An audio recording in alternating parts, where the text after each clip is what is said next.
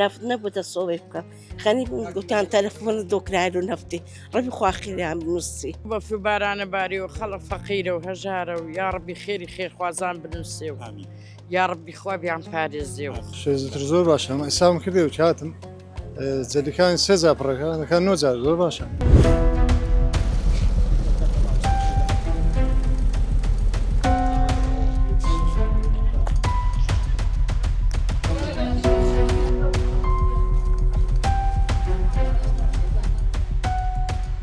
بەناوی خوای بەخشندەی میهرەبان بەڕێزان و خۆشەویستانی بەرنامەی بەخشین سەلام و ڕەحمەتی خوای پەروەردیگارتان لەسەر بێت. لە درێژەی کار و پرۆژە و چالاکیەکانی دەستگای خێرخوازی بەخشین و بە تایبەت لە ساڵی تازە و نوێی ساڵی 2026 ئەوڕۆ لە ئۆفیسی هەولێری دەستگای خێرخوازی بەخشین هاوکاری نفتی سپی دابەش دەکرێت بەسەر 300 لە کەسی هەژار و کەم دەرامەت و منداڵی یەتیم و خاوەن پێداویستی تایبەت بۆ ئەوەی کەوا لەو سەرماوسۆڵەی کەوا بەڕاستی بەرەکەتێکی زۆر لە ئاسمان باری لە بەفر و لە باران تەواوی کوردستانی گرتەوە بۆیە دەستگای خێرخوازی بەخشین دەیەوێت ماڵەکان گەرم بێت و بڕی 6 لتر واتە سێ جەلیکانی 20 لتری دەبەخشێت بە هەر کەسێکەوە پێشتر ناوی تۆمار کردووە بە دوواداچوونی لە بۆ کراوە کەوا کەسی کەم دەرامەت و هەژار بووە یاخود نەخۆشی لە ماڵەوە بووە یاخود خاوەن پێداویستی تایبەت بووە یاخود بێباوک و بنەماڵەی یەتیم بوونە بۆیە لەگەڵمان بن بۆ چۆنیەتی و دابشکردنی ئەو نەوتە لە دەستگای خێرخوازی بەخشین لە ئۆفیسی هەولێر لەگەڵمان بن خوای گەورە خێر و پاداشتی هەموو لایەکتان بداتەوە.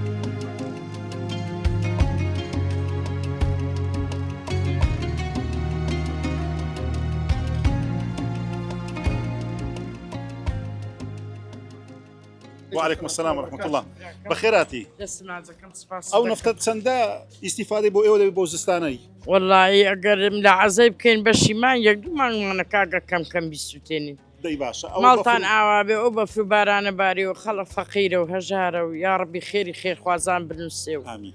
يا ربي خوابي عم باريزيو خوالد دولا لا عنده هاي دەستگای بەخشین هیچ هاوکاریتری کردون پێشتر لە پار و پێرار باش پار دوو جار ئەزراقیان دامێ پێرار 250 دامی خۆ هەڵ ناکرد هەدی ئەو ساڵ ئەم ساڵی ئللا ئەوە یەکتر باش چەند جەلیکانەوە سێ بەشتان دەکات ئیشەڵڵا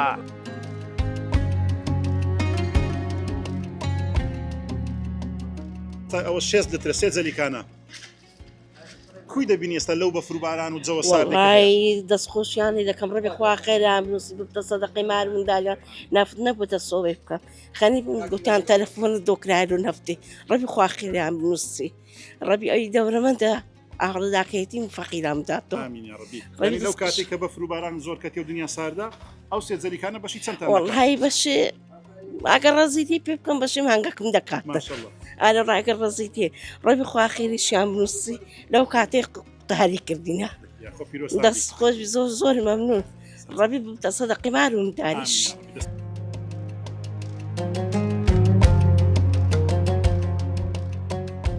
خوا خێتان نووسیا ڕەبی دەستان خۆش بی ئەو سێ ئێستاوە 6 لتر ئەو 6 لترە ئیسیفادەی چۆنی دەبێتن لە بۆ ئەو دستانەی ئاکیت ئیسیفادەی خۆی دەبی هەرماڵش پێگەرم دەبتەوە وڵای پێیانمەوەیە ببەخشن ماڵ بەبەخشین کەم ناکە سێ جەلیکانە دەستگای خێرخوازی بەخشین کەوا هاوکاریەکانی گەیاندا کەسی کەم دەرامەت و هەژار و خاوەن پێداویست تایبەت جەنابەت کوی تەمەشا دەکەی و چۆنی هەڵسەنجێنی الحەمدولله لەو خوا گەورە شکرانە دێ بەڕاستی ئێوەش دەستان خۆش جەزاکەڵڵاو خێر شتێک چاکە لەو سار سەرمایە لەهەم خێر و بەرەکەتە نەبتەگلەی سار سەرمایەکی خۆش جەویش خۆش دەستان خۆش بێ یعنی ئەو جەلیکانە نەباش ئەو نفتانەی کەەوە ئێستا زۆر باشە شێزتر زۆر باشە ئەمە ئێسام کردێ و چاتم جەلیکانی سێزا پڕەکە دەکەن نۆجار زۆر باشە دسێمانجی سێ بڕێک فەرق دەکات گەرمایی بەسە دەکەوتەوە چ پێیامەکە تێرەوە دەوڵەمەندان لە بۆ خوا پێداوان و خێرخوازان هەر لۆ دەری ئازانە بن ناوە خۆش بەڕاستی تاسیریە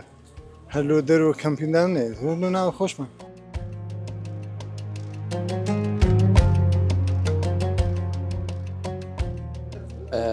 بەڕاستی حملەی باشە کارێکی باشە 6 لتر بۆ مدەچەکی زۆر لەو سەلما سۆڵەیە ماڵی خاوەن پێداویستیانی تایبەت و ماڵی کەم دەرامەتان و هەژاران بەڕاستی گەرم دەکاتەوە خواخێری هەموو لە یەکتان نووسی خواخێری دەستگای خێرخوازی بەخشین بنووسیم بەڕاستی دەستگای خێرخوازی بەخشین دەستیان دیارە لە هەموو شوێنێک و جێگایەک و تا بگرە لە هەموو وڵاتێک بگرە لە وڵاتەکانی دیکە و بۆ نمونە فەڵەستین کە ئاگادار بووین چۆن بوو بەڕاستی یارمەتێکی زۆر و باشی و زیاد لە حد کە نردویانە لە بۆ خۆشمان مەسەلەن بەڕاستی جێگە و پەنجەی دەستیان دیارە ئەو شەزدەسترە زۆر باشە لە بۆ کەم دەرامەتان و لە بۆ خاوەنپێدەستانی تایبەت دەستان خۆشبی جزاکەڵڵا.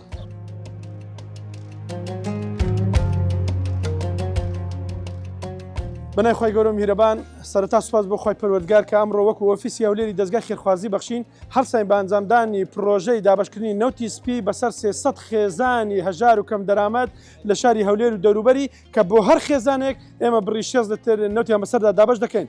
لێرەوە من دەمێ بەڕاستی سوپاسی تەواوی خێرخوازان بکەین کە لەم پرۆژەیە و لە هەموو پرۆژەکانی ڕابردوو هاوکار و پشتیوانێکی زۆر سەختی دەستگای خێرخوازی بەخشینن بۆی بتوانین ئێمە بە دەیان و سەدان و هەزاران خێزانی هەژار و کەم دەرامەت لە هەرێمی کوردستاندا هاوکاری بکەین. لێرە شەو سوپاسی و خێرخوازانەکەین کە لەم پرۆژەیەدا هاوکارمان بوو و بە تایبەت بەڕێز کەعب سارمەجی کە لەم پرۆژەیە هاوکار و پشتیوانێکی زۆر باشمان بوو بۆی بتوانین ئەم پرۆژەیە ئەنجام بدەین.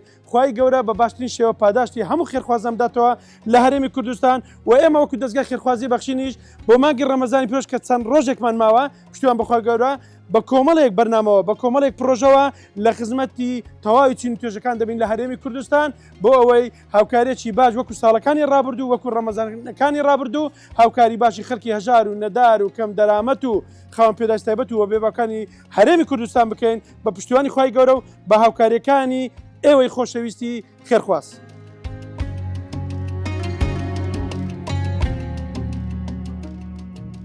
بەڵێ بەڕێزان و خۆشەویستان ئەوەی بینیتان دابەشکردنی هاوکاری نەوتی سپی ماڵان بوو بەسەر کەسانی کەم دەرامەت و خاوەن پێداویستی تایبەت و وەداگیەتیم و هەروەها ئەوانەی کەوا نەخۆشیان لە ماڵەوە هەیە.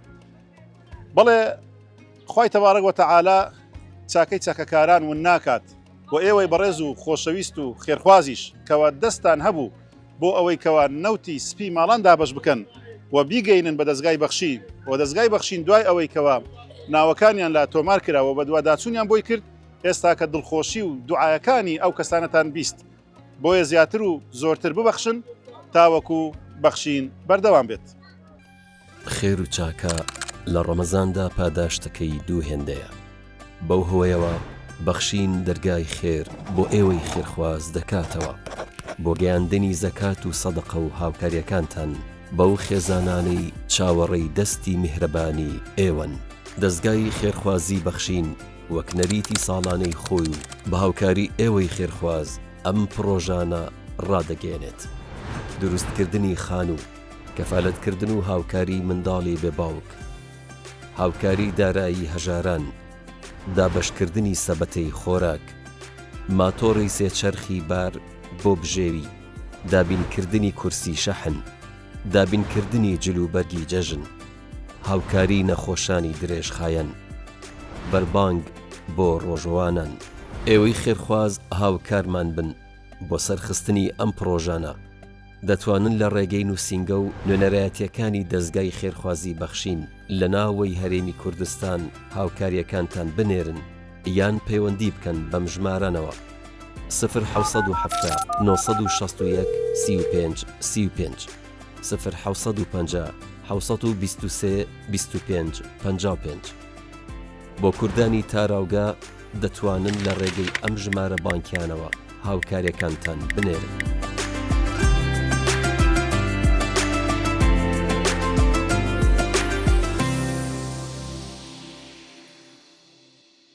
ونقول بسم الله الرحمن الرحيم. هل لك سر عند الله بينك أنت وبين الله؟ هل لك صدقات تخفى لا يعلمها إلا الله؟ هل لك سر عند الله؟ الحمد لله رب العالمين والصلاة والسلام على أشرف المرسلين سيدنا محمد بن عبد الله وعلى آله وأصحابه ومن اتبع سنته وسلك نهجه إلى يوم لا ينفع فيه مال ولا بنون إلا من أتى الله بقلب سليم. فإننا في منطقة يومي في دولة نيجيريا لافتتاح مسجد فردوس على بركة الله، ونحن نشكر مؤسسة بخشين الخيرية على هذه الأعمال الجبارة القيمة في دولة نيجيريا، فنسأل الله سبحانه وتعالى أن يجزيهم خيرا، آمين، وأن يجزي المتبرع عنا كل خير، آمين، وأن يفرج همومه، آمين، وأن يجعله من كل ضيق مخرجا، آمين، ومن كل هم فرجا، آمين، ومن كل بلاء عافية، ومن كل مرض شفاء، إنه سبحانه وتعالى لا يضيع أجر المحسنين. وشكرا أخيرا لمؤسسة بخشين على بناء هذا المركز في هذه المنطقة بالتحديد، لأن هذه المنطقة في أمس حاجة إلى مثل هذه الأعمال الخيرية. فشكرا لكم. هنا مسجد نصلي فيه، وإن شاء الله يتصل أكثر من 400 مصل ومصلية بإذن الله، وكذلك البئر الارتوازية يستفيد منها أكثر من 1000 شخص بإذن الله تعالى، وهناك سكن للإمام. فشكرا لكم، جزاكم الله عنا كل خير. والآن إن شاء الله ننتقل إلى المدخل الرئيس للمسجد لقص الشريط، والآن إن شاء الله نصلي أول صلاة في هذا المسجد وهي صلاة العصر بإذن الله تعالى. فأهلا وسهلا وتعالوا معنا على بركة الله. أعوذ بالله من الشيطان الرجيم. بسم الله الرحمن الرحيم. الحمد لله والصلاة والسلام على رسول الله. نحن في حارة باكو بمنطقة أومي بمدينة إبادة ولاية أويو لافتتاح هذا المشروع العملاق، وهي عبارة عن مسجد كبير، مسجد فردوس، وكذلك سكن الإمام في هذه المنطقة. ونسأل الله سبحانه وتعالى أن يجزي الدائم كل خير والقائمين بالأعمال كل خير. وباسم الله وعلى بركة الله نفتتح هذا الشريط ونقول بسم الله الرحمن الرحيم. الله أكبر.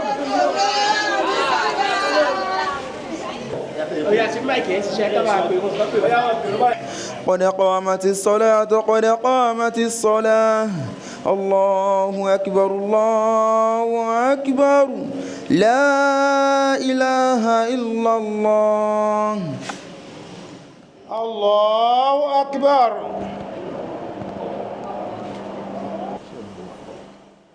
السلام عليكم ورحمة الله. السلام عليكم ورحمة الله.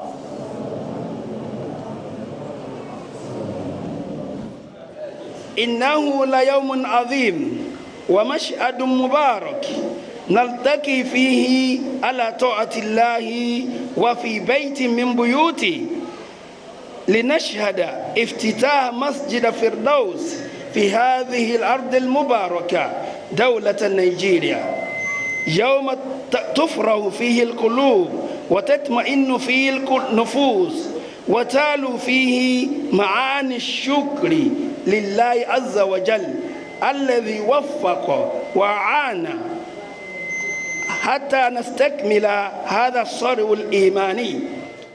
إن افتتاح مسجد فردوس اليوم هو رسالة أمل ودليل حتى أن الخير لا يزال متدفقا، وأن الأمة الإسلام بخير ما دام فيها من يبنى ويعمر وتنفق في سبيل الله ويجعل همه في الناس وهداية دينه.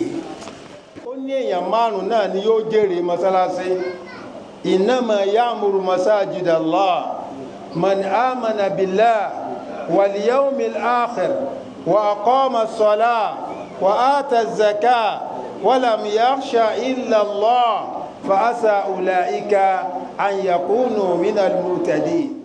حيث قال لئن شكرتم لأزيدنكم ولئن كفرتم إن عذابي لشديد. وقال النبي في حديثه الشريف من لم يشكر الناس لم يشكر الله.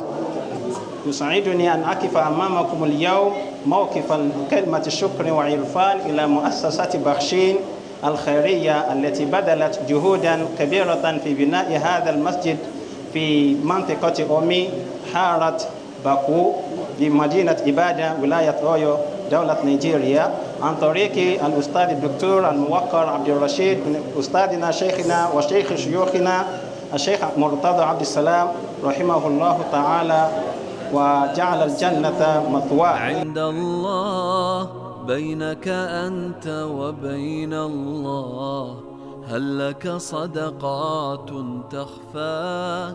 أعوذ بالله من الشيطان الرجيم. بسم الله الرحمن الرحيم.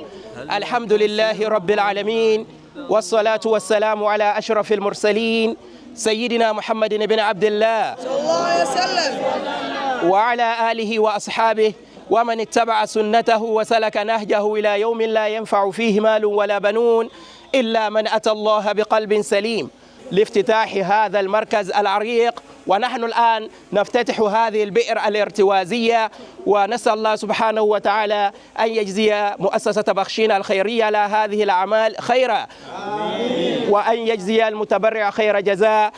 اللهم يا واسع الفضل عظيم العطاء، نسألك بأسمائك الحسنى وصفاتك العلى أن تجزي المتبرع لبناء هذا المسجد وحفر هذه البئر خير جزاء، آمين. وأن تجعل ما أنفقه صدقة جارية، آمين. لا تنقطع ما دامت السماوات والأرض، آمين. اللهم اكتب له أجر كل صلاة تقام في هذا المسجد، آمين. وكل آية تتلى فيه، آمين. وكل ركعة وسجدة وذكر، آمين. وأجر كل علم يعلم، آمين. وكل خير يخرج من بيت الإمام، آمين. وأجر كل قطرة ماء يشربها عطشان، آمين. أو يتوضأ بها مصل، آمين. أو ينتفع بها مسلم، آمين. اللهم بارك له في ماله، آمين. وأهله، آمين. وذريته، آمين. واخلف عليه خيرا مما أنفق، آمين. ووسع له في رزقه، آمين. واصرف عنه السوء والبلاء، واجعل هذا العمل نورا له في قبره، ورفعة في درجاته، وثقلا في ميزان حسناته يوم يلقاك. اللهم تقبل منه قبولا حسنا، واجعل هذا العمل شاهدا له لا عليه، واجمعه بمن أحب من النبيين والصديقين والشهداء والصالحين، وحسن أولئك رفيقا. فالآن نفتح هذه البئر على بركة الله. بسم الله الرحمن الرحيم. ويا واما يوم دي اسمع به اسمع به اسمع به اي يا بابا اسمع به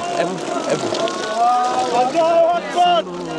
عند الله بينك أنت وبين الله هل لك صدقات تخفى لا يعلمها إلا الله هل لك سر عند الله بينك أنت وبين الله هل لك صدقات تخفى لا يعلمها إلا الله قصص لا تكشف إلا بكتابك حين ترى الله ما أحراك بهذا أن يكبر قدرك عند الله قصص لا تكشف إلا بكتابك حين ترى الله ما أحراك بهذا أن يكبر قدرك عند الله هل لك سر عند الله بينك أنت وبين الله هل لك صدقات تخفى لا يعلمها إلا الله قصص لا تكشف إلا بكتابك حين ترى الله ما أحراك بهذا أن يكبر قدرك عند الله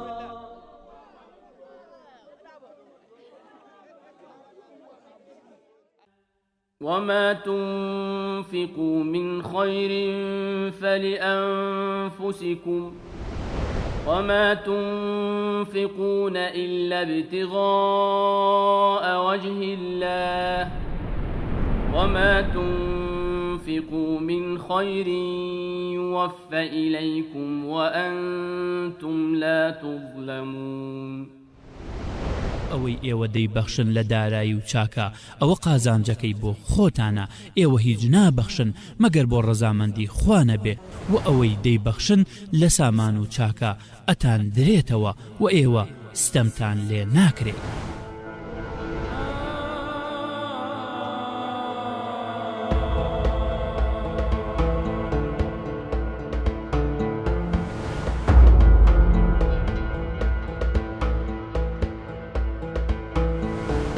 بەخشین وەرن بە هەموو پێکەوە لەگەڵ یەکەم خەرمانی مانگی پیرۆزی ڕەمەزاندا لە ڕێگەی بەخشینەوە هەواری خاڵی و ماڵی چۆڵ و نیگای تاریک و خامۆشی هەژاران ڕۆشن بکەینەوە و ویژدانمان ئاسوودە بکەین. هەرکێ نەخۆشە با بە سەدەقە شیفا بەدەست بێنێ، هەرکێ نەخۆشە نەخۆشی هەیە با بڕوا بە دوای فەقیر و هەژار بگەڕێ و یەتەسەدەق بیدا لە پێناوی خوا بەلکو خوا شیفای بۆ بنێ. ئەمە ئەم مانگە پرۆژە بیکەی، ئەمە پرۆژەیەکە کە تۆ لەگەڵ ئەو پیاوە گەورانە بوبەکر و لەگەڵ عوسمان و لەگەڵ عەبدوڕەحمان و لەگەڵ سەعدی کوڕی ئەبی وەقاس و ئەو پیاوە گەورانەیە حەشر دەکرێ. والله ماڵ ببەخشین کەم ناکات. خوا فەرمیەتی هەر شتێ ببەخشن فەهوە یوخلیفۆ. من بۆتان پڕەکەمەوە شەیتانە کەواتان لێکا لە فەقیری بترسێن و دەزن و قاو بن. خوا فەرمێ ببەخشن مەترسن. دەتوانن لە ڕێگەی نووسنگەکانی دەستگای خێرخوازی بەخشین لە ناوەوەی هەرێمی کوردستان پەیوەندی بکەن بەم ژمارانەوە. بۆ کوردانی تاراوگا دەتوانن لە ڕێگەی ئەم ژمارە بانکیەوە هاوکاریەکانتان بنێرن.